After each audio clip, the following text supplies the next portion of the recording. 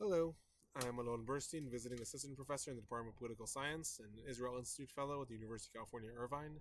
Here giving you the summary of the last 24 hours of the Israel-Hamas war. It is currently the eve of November 3rd, 2023 in the United States and the morning of November 4th, 2023 in the Middle East. Starting with the aftermath, the hostage situation, those kidnapped Israelis that are held in the Gaza Strip. The Israeli Defense Force, the IDF, are now reporting that there are confirmed 241 people that were kidnapped on October 7th. Now, this is one number less than was reported yesterday. Yesterday, the IDF reported 242. Nowhere in the Israeli media, Palestinian media, Hamas outlets, or international media are there any reports that anyone was released or rescued in the last 24 hours. So it is more likely that the IDF has now confirmed that someone who they thought was being held captive has been confirmed dead. Unclear at this point. That number is now one lower.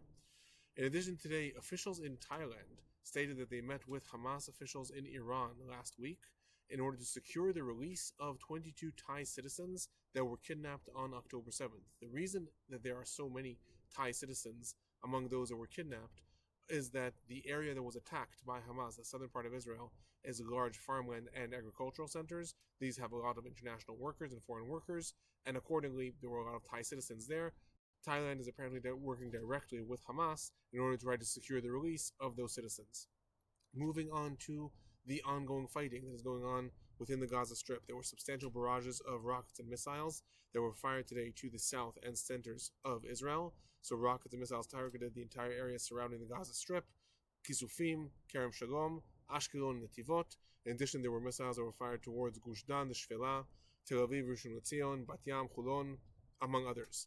Relating to the ongoing fighting that's going on within the Gaza Strip, the Israeli Defense Forces invasion. So the IDF is continuing to encircle the Gaza city and is moving in closer and closer, while it is covered by air support and bombardments from the sea and artillery. Regarding the ongoing fighting, it was reported today that Hamas fighters are continuously emerging from different attack tunnels within the areas in order to try to surprise and engulf IDF soldiers. However, that in most of these encounters, the IDF has managed to target and kill several Hamas operatives. A Hamas brigade commander today, Mustafa Dalul, was assassinated. Now, this brigade commander specifically is being in charge of fighting and challenging the IDF as it continues its invasion. He was assassinated today. Within that report, it was also stated that since the war began, the IDF has managed to assassinate 10 division commanders of Hamas that were in charge of October 7th attack. So either these are people who participated in the attack directly, or people who were in charge of orchestrating it or sending the Nukhba fighters in. Either way, 10 of these have been assassinated since the war began. In addition, in the last 24 hours, the IDF took over a main Hamas stronghold in northern Gaza, and in it they uncovered substantial intelligence information. These include maps that were shown that detailed the different trajectories of the Hamas tunnels underneath Gaza City, as well as different communication devices. Regarding the casualties in the last 24 hours, the IDF is reporting that 7 soldiers were killed in northern Gaza, and there are reports that since the invasion began, over 260 soldiers have been injured and evacuated from the Gaza Strip. The Palestinian Health Ministry is reporting that since the war began, 9,227 Palestinians have been killed in the Gaza Strip.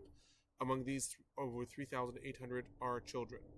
Regarding the potential for some sort of ceasefire or respite in the fighting, today, the Secretary of State of the United States, Anthony Blinken, is visiting Israel, and he met with various Israeli officials. In his meeting with Defense Minister Gallant, Gallant stated that Israel will not accept any respite or ceasefire without the release of hostages, and this statement was later echoed by Prime Minister Netanyahu as well. However, later was reported in the United States that when Natalia and Yehudit Ra'anan, these are 2 women who were released, a mother and daughter, were released from captivity by Hamas on October 20th, was reported that when they were released, there was, and I'm quoting, a pilot ceasefire, and that the White House hopes that this may be implemented again in the future. So while this was not reported at the time, it is apparent that there was some sort of deal of at least some sort of respite or ceasefire when they were released, and the White House is hoping to implement this model later on. Unclear what this will actually mean. Moving on to some of the humanitarian situation in the Gaza Strip. Palestinians with dual citizenship continue to evacuate the Gaza Strip through the Rafah crossing. It was reported that over 100 of them left today. Amidst that, however, a top U.S. official stated that U.S. citizens today had a challenge leaving the Gaza Strip because Hamas is trying to smuggle its own people amidst these different people who are evacuating through the Rafah crossing. So several days ago, Hamas gave lists of Palestinians with dual citizenship and of Palestinians that have been badly injured and may be able to evacuate to Egypt in order to receive medical attention. According to the United States, over 1/3 of that list were Hamas officials or fighters that Hamas is trying to smuggle out of the Gaza Strip, specifically reporting that Hamas is making use of ambulances to evacuate these people to the Rafah crossing in order to try to smuggle them out.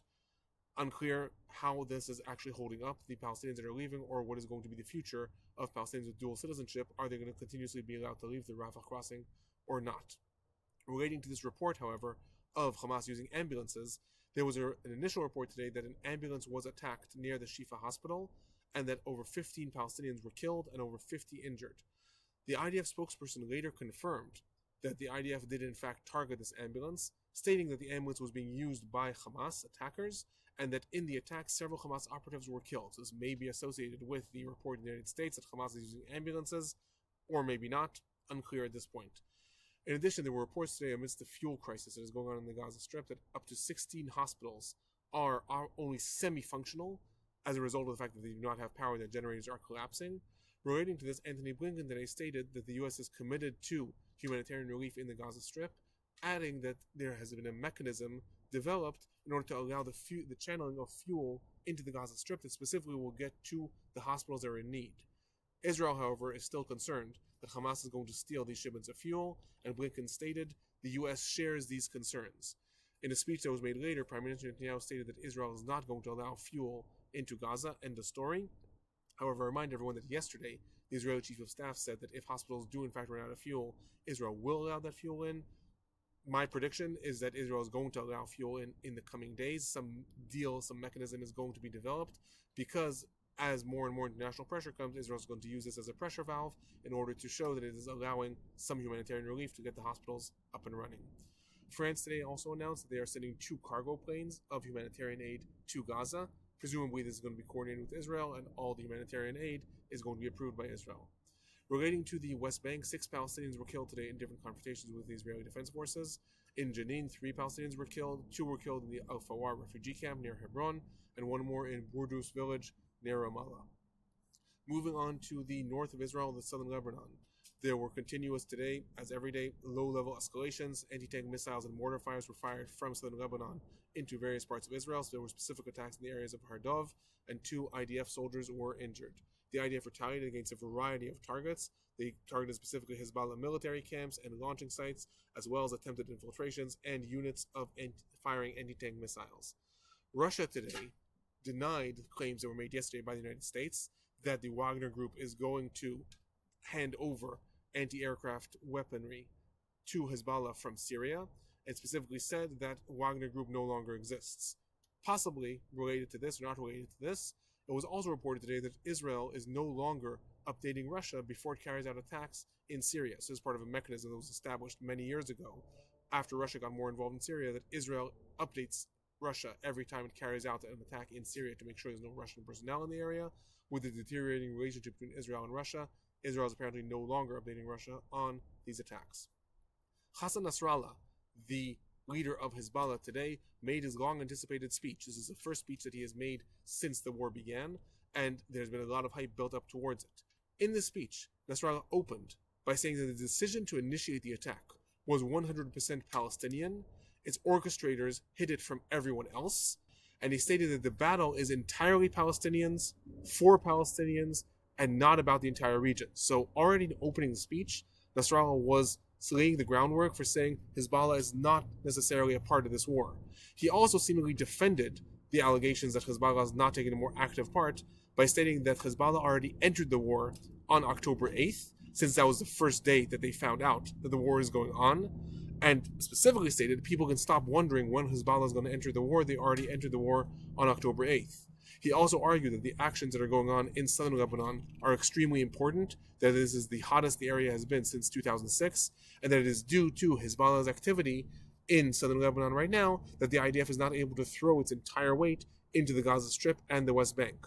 Nasrallah also issued several threats towards Israel and the United States, specifically referencing the warships that the U.S. sent to the area, and he reminded the United States that those who defeated you in the early 1980s are still alive, relating to Hezbollah attacks against the United States in 1983. Relating to his speech, later there were praises that were leveled on it by different militias in Iraq and in Yemen. These are specifically militias that are loyal to Iran. All of them said that Nasrallah's speech was great and that Hezbollah is supporting the Palestinian uprising. However, it was also later reported that many other elements that are not loyal to Iran throughout the Arab world are very disgruntled with the speech, specifically Hamas. The Hamas itself expected Hezbollah to come to its aid since the beginning of the war, was hoping that in this speech is some pledge about when Hezbollah might enter the fray if Israel deepens its invasion or what's going to happen. None of that was said. I remind everyone that doesn't mean that we take everything at face value. This could also be something that's subterfuge, but at least as far as the speech is concerned publicly, it does appear that Hezbollah is laying the groundwork to say there's a reason we're not getting involved at this time. Amidst this speech, Israel also stated that 57 Hezbollah activists have been killed since the war began. These are in these confrontations with the IDF. Moving on to some of the political and general trends that have occurred in the last 24 hours, the CNN reported today that the U.S. administration is starting to recognize that Israel has weeks rather than months before the U.S. will no longer be able to withstand the pressure to force Israel into a ceasefire. So while the United States is continuously stating that Israel has sort of an open check in order to carry out its mission, top officials are starting to say they're not going to be able to protect Israel diplomatically for that much longer. Specific reports noted that President Biden and his team were extremely dismayed by Israel's bombardment of the Jabalia refugee camp. This bombardment I reported on a few days ago, and the major devastation that happened there. And they noted that it will become harder and harder to protect Israel from international criticism as time goes on.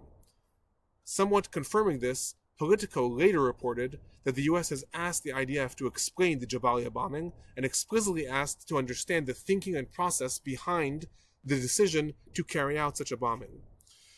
Other political developments. Antony Blinken today, when he finishes his meetings in Israel, is going to travel to Jordan. There's going to be a summit of foreign ministers. So there's going to be the U.S., Jordan, the United Arab Emirates, Saudi Arabia, Qatar, Egypt, and very importantly, representatives of the Palestinian Authorities. It's going to be the first meeting between the United States in some sort of international summit and the Palestinian Authorities since the war began to discuss the ongoing developments.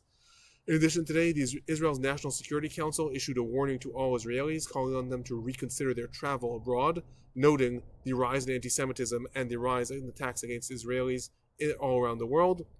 So that report was issued several hours ago. Some other developments from different countries. Honduras today recalled its ambassador from Israel for consultations, and the Irish Prime Minister today stated that while Israel has the right to defend itself, what is happening now appears to be more revenge rather than self-defense. Finally, it was reported today that Ukrainian President Volodymyr Zelensky is going to visit Israel next week. Remind everyone that it was initially offered that he will visit Israel 2 weeks ago, and Israel not exactly rejected this, but said now is not the time. Seemingly, alongside the deteriorating relationship between Israel and Russia, Israel is now welcoming Zelensky, and he is likely to visit Israel in the coming week. That is my report for the last 24 hours. I'll be back tomorrow.